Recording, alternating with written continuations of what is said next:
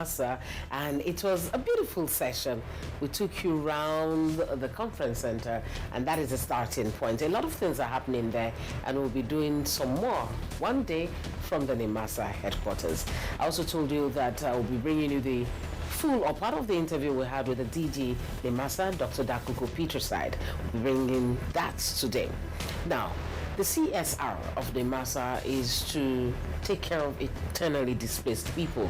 Let me just say one of it, because they have a lot of things they are doing under the corporate social responsibility options that they have. So we'll be bringing you some clips on the visit they had recently to one or two of the IDP camps. The League of Maritime Editors here in Nigeria paid a visit to the headquarters of NIMASA, and Dr. Dakuku Peterside played host to that team. We'll share that with you too on the program. Welcome. I'm Cordelia, and it's always a pleasure to welcome you to the program NIMASA This Week.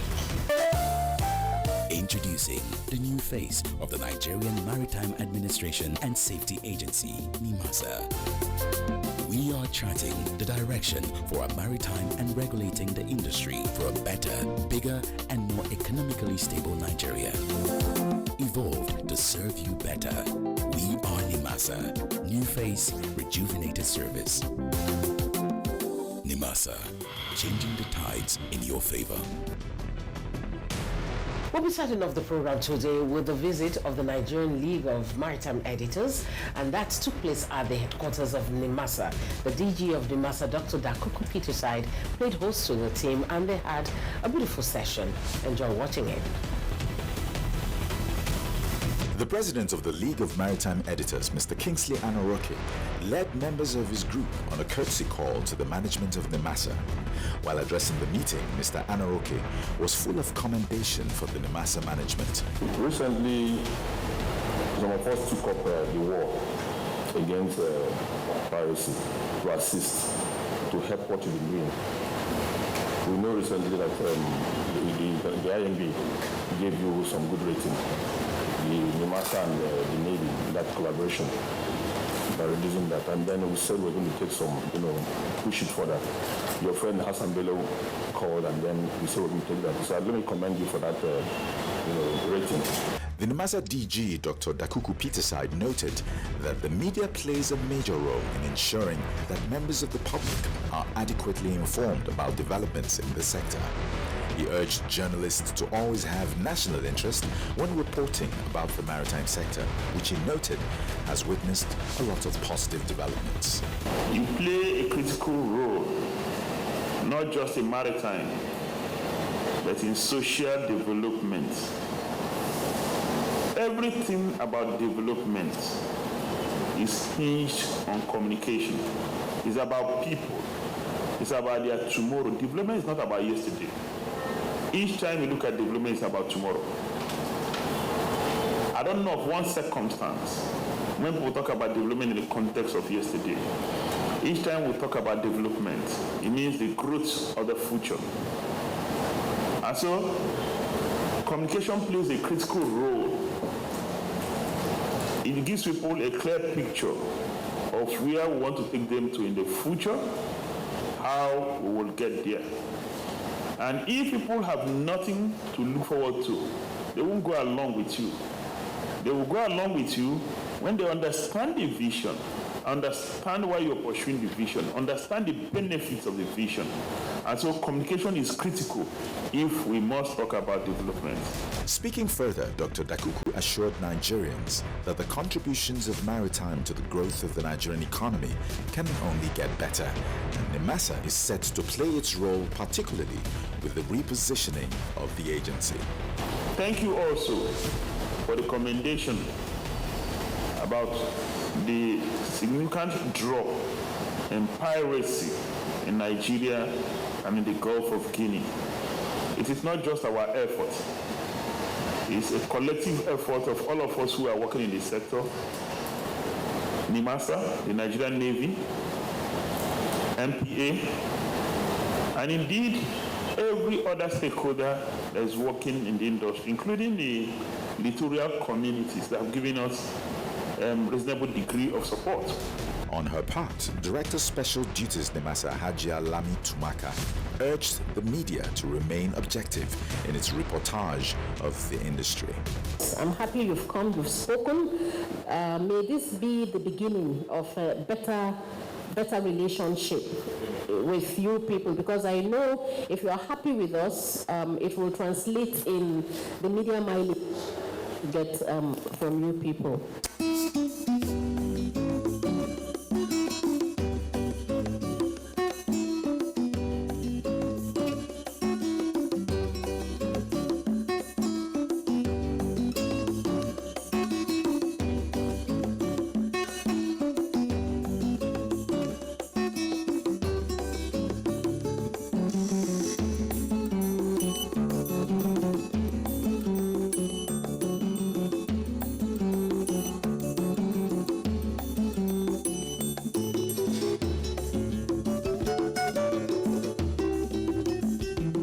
Now NIMASA is working very hard to make sure that cabotage is optimally at work in the Nigerian maritime sector, especially when it comes to manning. And that is one thing even the stakeholders agree with NIMASA totally on, because it would make cabotage as good as it should be. And so getting rid of these waivers may just be the way to go. There was a one-day meeting, I call it a session, with NIMASA and stakeholders, and topping the list, cabotage.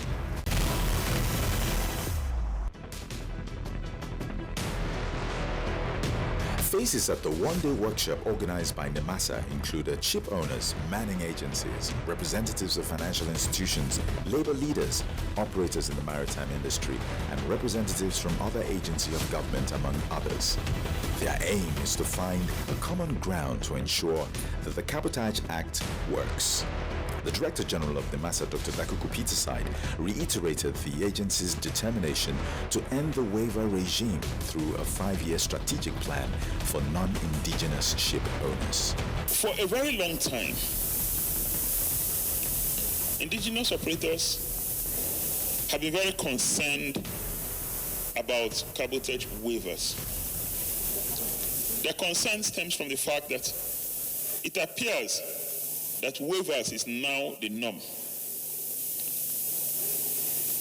instead of the exception.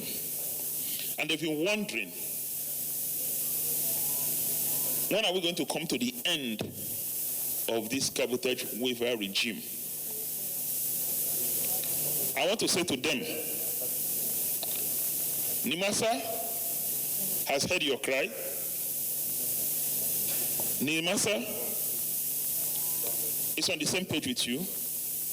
We are determined to bring to an end the waiver regime so that cabotage will flourish in Nigeria and Nigerians will benefit from coastal trade. Part 3, Section 9 to 11 of the Coastal and Inland Shipping Cabotage Act of 2003 provides for waiver on the requirement for ownership and manning of cabotage vessels by Nigerians, and also building of such vessels in Nigeria where capacity is lacking. However, in order to encourage more indigenous participation, which is the essence of the Act, NIMASA is desirous of stopping these waivers and has put in place strategic plans in that regard, which includes some policies to serve as incentives. What incentives can they create to enable our people bring in components to build vessels in country? And what tax incentives can you give to those who build vessels in country? What level of support? Those engagements are going on. It's even going on at the highest level of government. We're engaging with the Office of the Vice President to look at the possibility of creating a number of incentives for those who can build vessels in country. We believe that if that is done, a number of persons, entrepreneurs, will invest in building vessels in country. We're also working in partnership with the Nigerian Content Development Monitoring Board. To that extent, we have commissioned a survey and audit of all shipbuilding yards in the country with a view to identifying the level of support we can give them to enable them come back on stream fully. The bigger picture is that we want certain category in the next 4 or 5 years, we want certain categories of vessels to be built in the country. so that we will put an end to bringing literally all vessels we need from outside the country and create jobs for people outside the country, whereas we'll create unemployment by patronizing foreign-built vessels. Also speaking at the event, Barrister Temisan Omashe, barrister, applauded the initiative and expressed willingness to support the quest of the agency to realize a more robust maritime sector, which will allow for more participation of indigenous operators. If you looked at the law, it says everything, absolutely, and it was absolute, everything to do with maritime, on water, NIMASA. Today's issue, quite simply, on the issue of waiver, I always said, there's no waiver in cabotage, personally, because cabotage is trading in Nigerian waters, so you cannot waive cabotage per se, but you can waive certain aspect of it over a certain time. But my belief, quite strongly, sir, is that, like the DG said, we must take the right step. But the most important thing is that NIMASA must become the bull that can bite. Today's meeting, ladies and gentlemen, is for us to put heads together,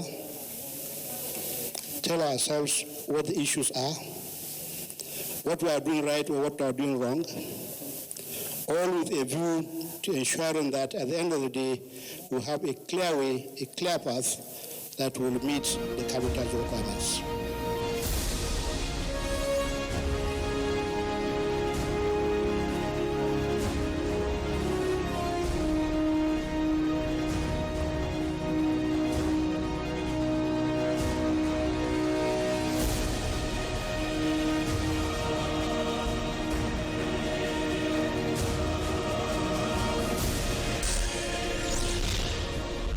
We paid a visit to the NIMASA headquarters recently. I'm sure you know that. If you watched the program last week, you would have seen some of the things we brought from that visit. But the key, or the major point from that visit, was seeing the Director General of NIMASA at work. I'm talking about Dr. Dakuku Peterside. It was a very busy schedule he had. We had to patiently walk through to see how it runs. And at the end of the day, we sat down, had the session with him, and we'll be sharing it with you for 6 or so programs. So enjoy watching the session with the DG NIMASA, Dr. Dakuku Peterside, as he had a sit down with me.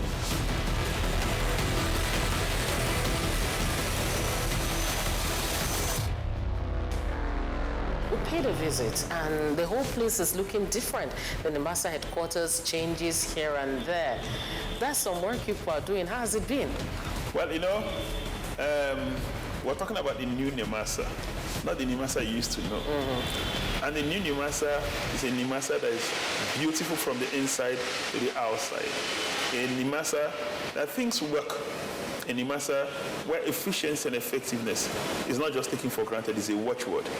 A NIMASA that is responsive to public yearnings. A NIMASA that is focused on her core mandate of shipping regulation or maritime regulation and shipping promotion. And the changes we have seen within our environment makes a statement about our new approach to our work. The office is looking new. Very lovely. The thinking is also new. And our work ethic is new. Yeah. One of the major things you really talked about the other time was cabotage, and the fact that the focus is trying to make Nigeria own her own. And some particular things have come out, the new cabotage compliance strategy 2017, life has come into it. But I'll need you to tell us a bit about this, because what we keep hearing about is that, oh, there are some suspensions, there are some this, what really is going on? What's going on is that for some time, we decided to focus on the cabotage regime, because we think that Nigerians are not benefiting optimally from the shipping activities that take place within our coastal waters. And NIMASA has a mandate to facilitate the development of programs, policies, initiatives that will drive the ownership of assets by Nigerians, the building of assets by Nigerians, the development of capacity of Nigerians to participate in the coastal trade, as well as building capacity of Nigerians to own infrastructure that supports coastal trade. We have that mandate, it's clear. And so when the new executive management came on board, one of the earliest things we did was to review the cabotage regime. We commissioned a report to do a review from when the cabotage law was passed in 2004 till date. Where are we? What have we accomplished? And where do we want to go? At the end of that report, one of the primary things we observed is that the waiver regime in the cabotage has been abused. And so we issued a marine notice introducing the new cabotage compliance strategy. Now, the new cabotage compliance strategy is actually focused on suspending certain categories of waiver for manning. The only ones not affected, the ones that must be dealt with on its merit, are masters, chief mates, chief engineers. Every other person on board a vessel, we put a temporary ban on the issuance of waiver.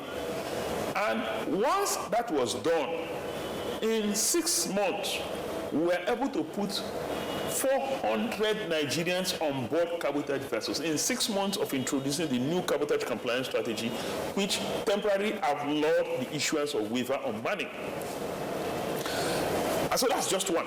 Well, before we leave this, please, you talked about 3 categories that you let fly, at least for now. Seafarers have been trained. You've done a lot when it comes to training and so on. What could be the projection as per when we'll be able to have Nigerians confidently taking charge of those 3 roles, from masters to the other 2? Well, chief engineer is the highest person on the engineering side of a vessel. The captain or a master is the highest person on the deck side of the vessel. And same for a chief mate. Now, these are the peak on the career path. And it takes a long time, it takes a lot of time, from when you start your career to get to the peak. And there are also specialized vessels that you can't train people overnight. Even in those cases that we've said, we can look at waiver here, you have to make your case. It's going to be it's dealt with on case-by-case basis for us to grant you waiver. And so the new cabotage compliance strategy focus actually on the manning aspect of cabotage. But we have dealt with other areas. Now, let's talk about ship building. You're already aware that cabotage is built on 4 pillars. 1 is the ownership of the assets.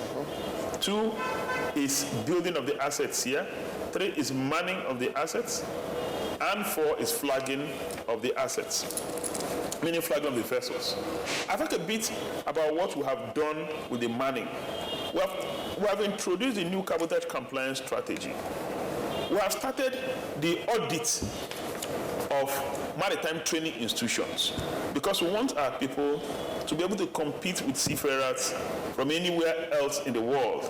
We want to bring them up to global standards. So we've carried out audit of all the maritime training institutions to ensure that they are in line, they are in sync with what is obtained any other place in the best places in the world. And there's a database for that. And that there's a database of seafarers. We also have a database of seafarers, so no seafarer can come into the country saying, I'm a specialized seafarer, I'm on board of this. We'll simply look at our database and look at a seafarer who can do the same job and get him on board.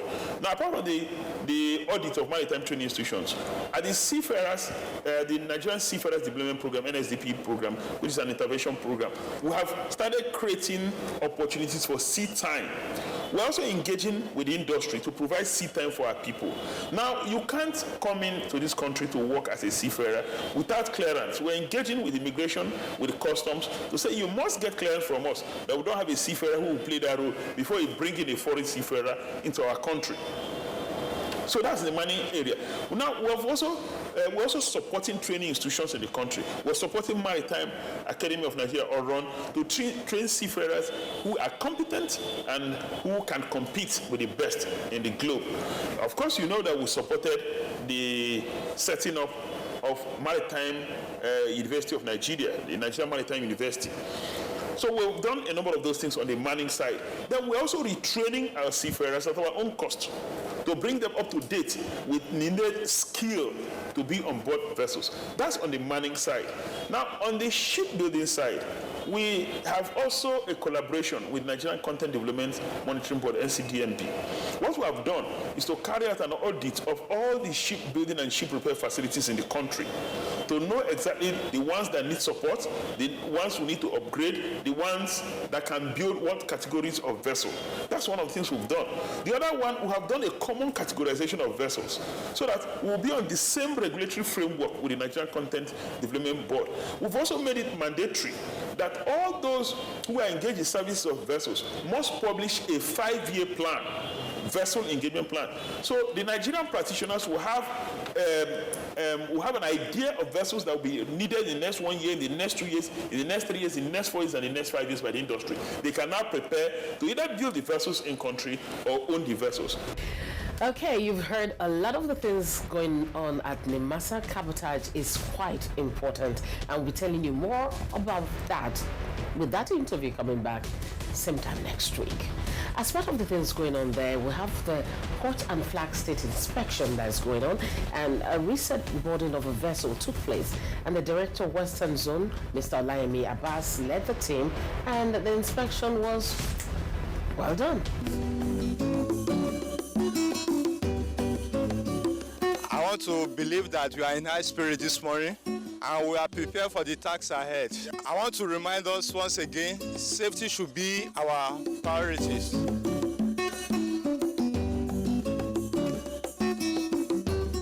We are on board HMC-1, one of the fast intervention vessels of NIMASA used for our enforcement operation.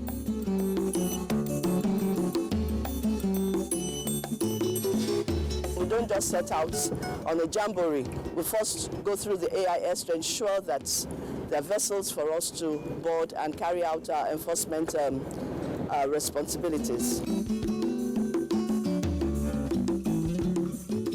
We carry out this enforcement to ensure that the various conventions are being respected by the vessels that come into this country, and for those that are into coastal trade, that they are observing the 4 pillars of the coastal trade in Nigeria, that they're registered in Nigeria, that they are manned by Nigerians. On the side of cabotage, we're very particular about that because that is an avenue to generate employment for our Nigerians. And so we always want to ensure that the seafarers on board any cabotage vessel are all Nigerians. It's a zero tolerance of foreigners on board our cabotage vessels. Every great nation is also a great shipping country. Every great shipping country is a great nation. Maritime in Nigeria is growing, so you need to be informed about the work of the regulatory body of the Nigerian maritime industry. My name is Dakuku Peterside. I bet you're going to find out that it's a time well spent. For news, views, and reviews, join us every week on the station on NIMASA This Week. We've shared with you on this program before now that the CSR, Corporate Social Responsibility, bit NIMASA is doing right now seriously, and that is the one that concerns giving materials to the internally displaced people who are with us. These are people who've moved homes not because they want to, but because some tragic thing or the other had happened to them. And in charge of that committee is a lady I call the Belle of Nigeria, Lami Tumaka, Hajia Lami Tumaka, and they have gone around 8 states already. We have 20 states to go, 8 states down. How many more to go now? That will be 12 more to go. It's time to present these materials from NIMASA to Edo State government as a corporate social responsibility of NIMASA. Edo State is not the only state NIMASA NIMASA is supplying this into is all over the country, and we find it necessary that the state should also be partaker of it. Thank you very much for watching the program this week. I'll be back next time with some more stories, same station and the same time. My name is Cordelia Obey. NIMASA this week is courtesy the Nigerian Maritime Administration and Safety Agency. I'll leave you with this. We have to have the Nigerian spirit because Nigeria is our country. We should be nice and be fair. It will make things better. Take care of yourselves. Bye-bye.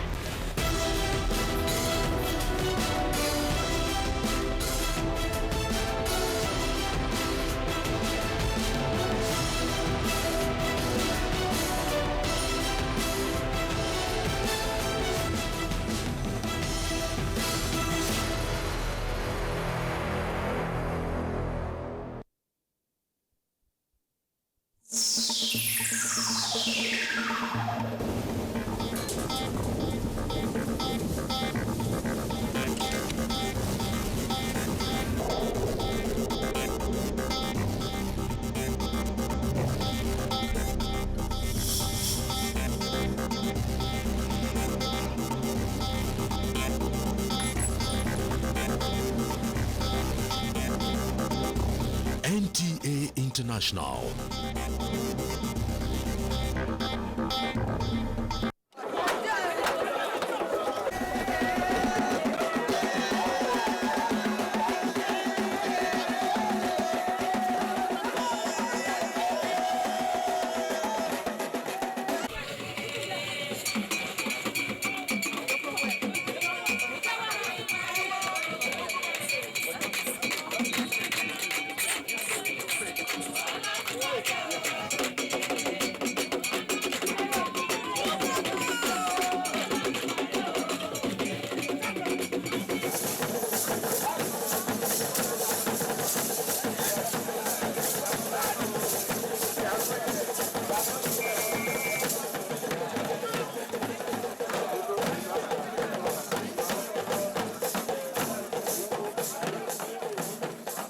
I feel very touched and honored to be able to take part with this team. It's something that I would never imagine, to happen, and I think it's really shows a level of openness that you don't imagine. So it was really, really wonderful, and I feel very privileged. For us, it's a learning experience. For us, it was something that we didn't know about, and we were we didn't know, but then when we get here and we meet wonderful people and we have wonderful experiences and we see just how many different ethnicities and many different subcultures there are here, so that basically it would take a long time to truly understand. It was the most soulful boat ride of my life. It was amazing. We were singing Christian songs out there. All these people come from one of the states where they live on the rivers, and we just had a great time. We all made music together. They gave me an instrument and I played along. It was great. The impression previously, before coming, is about crime. It is about drug trade. It is about lots of negative things. And then you get here and you discover that this kind of thinking is at the extreme end of the stick. And quite frankly, you have a group of people, in fact a population of 280 million, I think it is, who just want to have a good life and who want to get along and want to be together. And today, I think, is a great unifying factor for Nigeria, because people have traveled from around the country to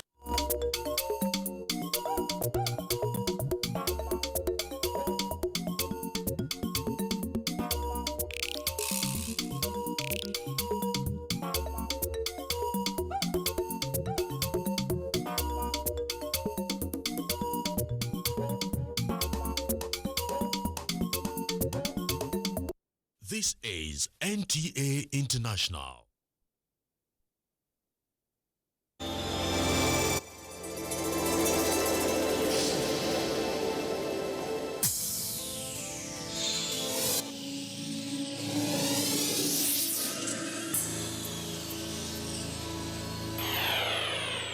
NTA, you can't beat the reach.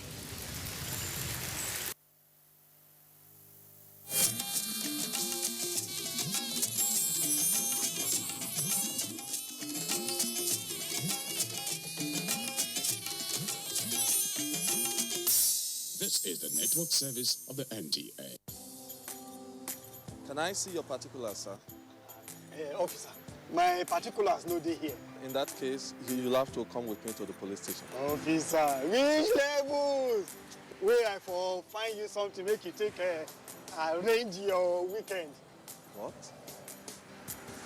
Offense number 1, driving without particulars.